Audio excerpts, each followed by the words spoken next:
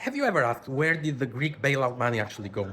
Of every 100 euros, about 5 reached the Greek state. The rest went to the banks. Read that again because it sounds impossible. The money sent to save Greece mostly never touched Greece.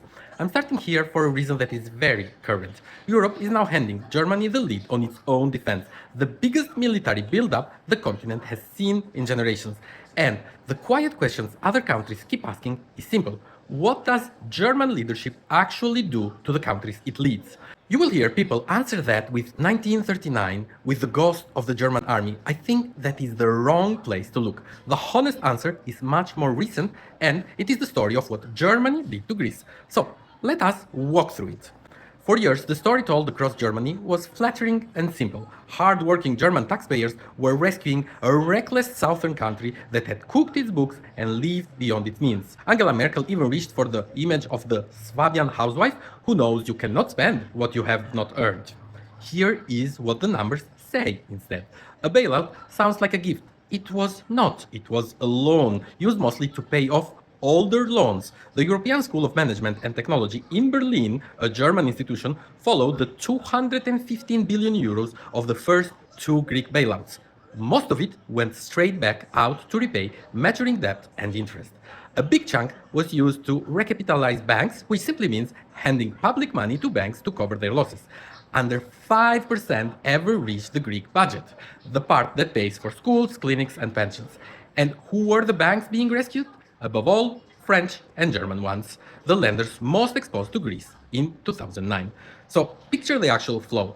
Public money goes in one door of the Greek treasury and out the other into the French and German banks. Greece was not the patient, just the pipe.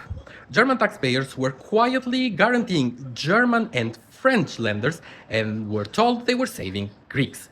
Now, we should hold that beside Germany's own history, because this is the part that I want my German viewers to grasp. In 1953, in the London Debt Agreement, the Allies cancelled roughly half of West Germany's debt and capped what it had to repay at a tiny share of its exports.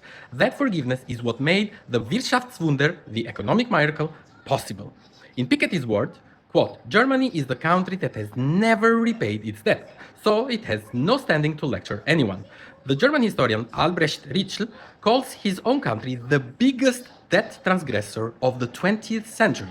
Sit with that, please. The nation lecturing Greece about the sacred duty to repay was itself the most forgiven debtor of the modern age. And when the Greeks finally pushed back, it did not matter. In July 2015, they held a referendum on whether to accept more austerity. 61% voted no. Within a week, their government signed a deal that was harder than the one people had just rejected.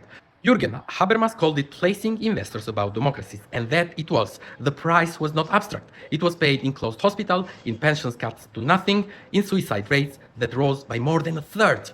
So, come back to today and to defense. Watch the same machine run. Germany is now spending the better part of 750 billion euros to lead Europe's rearmament, much of it flowing to German factories, while resisting the joint European borrowing that would let more indebted allies arm without gutting their own budgets. Germany, again, sets the terms, the other adjust. And it is all, once again, called responsibility.